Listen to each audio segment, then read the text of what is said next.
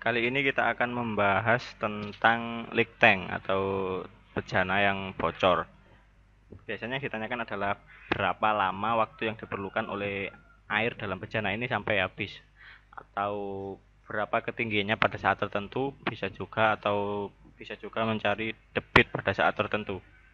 Oke, pertama kita tinjau dulu debit dari bejana tersebut.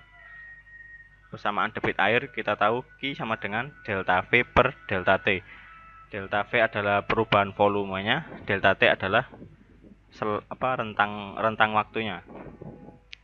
Nah, selain itu, persamaan debit dapat juga kita tinjau dengan persamaan A kali V, di mana A adalah luas penampang ini yang bocor, yang berlubang, dikali dengan V.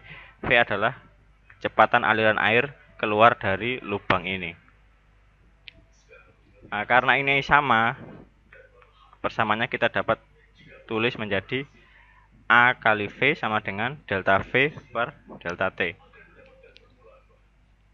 Nah, di mana dengan menggunakan persamaan Torricelli kita peroleh V adalah akar 2GH. Nah, kenapa ini ada T-nya? Nah, kita tahu kalau bejananya bocor berarti ketinggiannya selalu berubah terhadap waktu. Jadi H ini nilainya tidak tetap.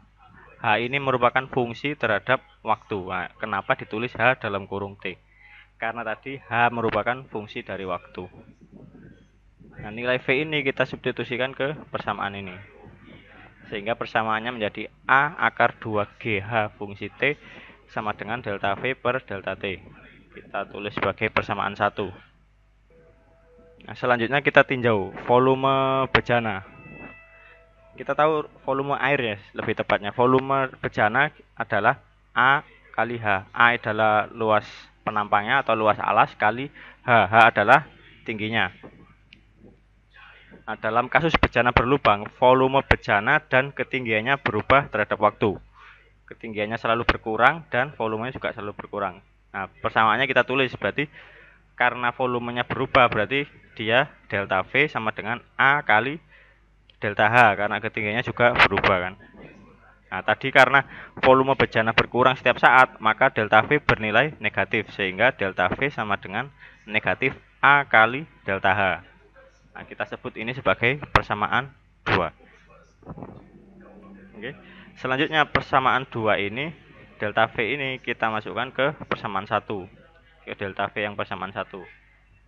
Kita substitusikan sehingga persamaannya menjadi A kali akar 2GH fungsi T sama dengan negatif A kali delta H per delta T.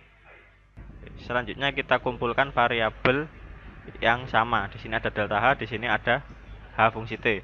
Nah, ini kita pindah ke ruas kanan menjadi di bawah kan. Berarti sedangkan min A per delta T kita pindah ke ruas kiri. Sehingga persamaannya menjadi A akar 2G per A kali delta T sama dengan delta H per akar H fungsi T. Kita tulis ulang persamaannya tadi. Kemudian persamaannya ini kita integralkan masing-masing ruas. Nah, karena tinjauan kita adalah dalam waktu yang sangat singkat, delta tadi kita ganti menjadi D, DH per akar H.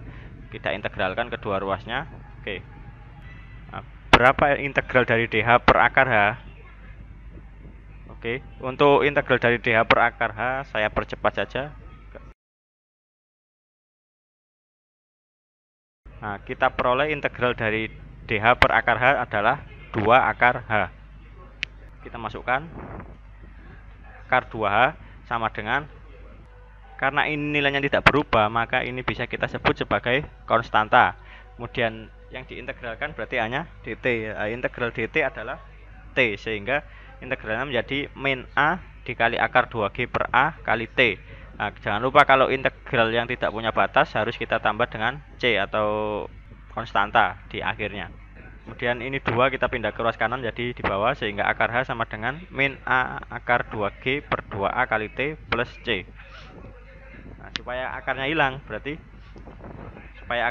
kan, yang kiri saya kuadratkan, yang kanan juga saya kuadratkan. Berarti yang kiri tinggal menjadi H fungsi T sama dengan min A akar 2G per 2A T dikali T plus C saya kuadratkan. Nah, ini persamaan 3. Kalau dalam persamaan diferensial ini kita sebut sebagai solusi umum karena dia masih mengandung C yang belum tahu nilainya. Nah, selanjutnya kita perlu mencari berapa nilai C itu. Untuk mencari nilai C, kita perlu masukkan syarat batas, yaitu ketika T sama dengan 0, H adalah H0. Nah, kita masukkan hanya kita ganti menjadi H0 sama dengan T-nya kita masukkan 0.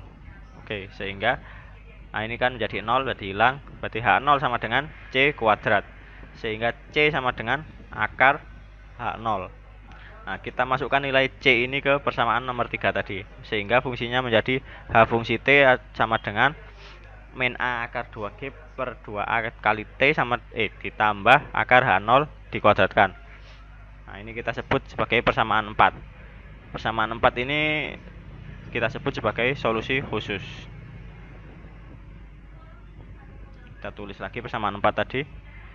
Jika yang ditanyakan adalah waktu yang diperlukan agar air dalam bejana ini kosong, kita perlu syarat batas lagi, yaitu di mana saat bejana kosong maka HT adalah 0. Karena air habis kan berarti ketinggiannya 0.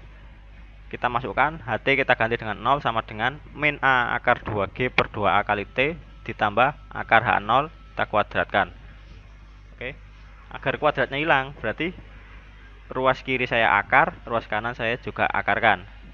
Berarti kuadratnya hilang kan? Akar 0 adalah 0 sama dengan min A akar 2G per 2A kali T plus akar H0. Oke, ini kita pindah ke ruas kiri kan menjadi positif. Berarti persamaannya menjadi akar H0 sama dengan A akar 2G per 2A kali T. Nah, sehingga kita peroleh T ini kan, T sama dengan 2A akar H0 per A akar 2G. Kita tulis sebagai persamaan nomor 5. Nah, kalau jika diketahui luas penampangnya, jika diketahui diameternya, maka persamaan jika diketahui jari-jarinya, maka persamaannya jadi T sama dengan 2R kuadrat akar H0 per R kecil kuadrat akar 2G. Contoh, misal bejana ini mempunyai ketinggian 20 cm atau kalau dikonversi menjadi meter sama dengan 0,2 meter. Sedangkan jari-jari luas penampang yang besar ini adalah 6 cm atau 0,06 meter. Sedangkan jari R kecilnya sama dengan, atau yang ini yang lubangnya, lubang bocornya R kecil sama dengan 1,5 mm atau sama dengan 0,0015 meter. Nah, ditanyakan berapa lama waktu yang diperlukan agar air dalam bejana habis. Kita tinggal masukkan saja. Kita gunakan persamaan nomor 6. T sama dengan 2R besar kuadrat akar H0 per R kecil kuadrat akar 2G. Oke, tinggal kita masukkan saja. Nilai G kita anggap saja 10, sehingga kita peroleh T sama dengan 320 detik atau sekitar 5 menit lebih ya. Nah, selanjutnya jika ditanyakan debit air setiap saat, berarti gimana? Oke, kita tinjau dengan rumus persamaan debit tadi, Q sama dengan A kali V. Nah, di mana kita tahu V tadi adalah akar 2G H fungsi T. Nah, H fungsi T ini kita masukkan dari persamaan yang kita peroleh tadi. Nah, sehingga persamaannya jadi Q sama dengan A akar 2G. Nah, H fungsi T-nya kita masukkan yang kita peroleh tadi. Oke, persamaannya menjadi, karena ini kuadrat diakarkan, maka dia kuadratnya hilang. Sehingga persamaannya menjadi Q sama dengan A akar 2G dalam kurung min A akar 2G per 2A kali T plus akar H0. Kita kali silang atau kita masukkan, berarti Q sama dengan A kali A kuadrat akar 2G kali akar 2G 2G per 2A ditambah A kali akar 2G H0. Oke, jadi persamaannya menjadi Q fungsi T sama dengan A akar 2G H0 min A kuadrat G per A kali T. Nah, kita lihat persamaan ini. Misal kita masukkan T-nya sama dengan 0 atau ketika awal, berarti persamaannya menjadi A akar 2G H0. Sedangkan ketika T-nya kita semakin lama, maka debitnya akan semakin kecil kan sampai debitnya 0.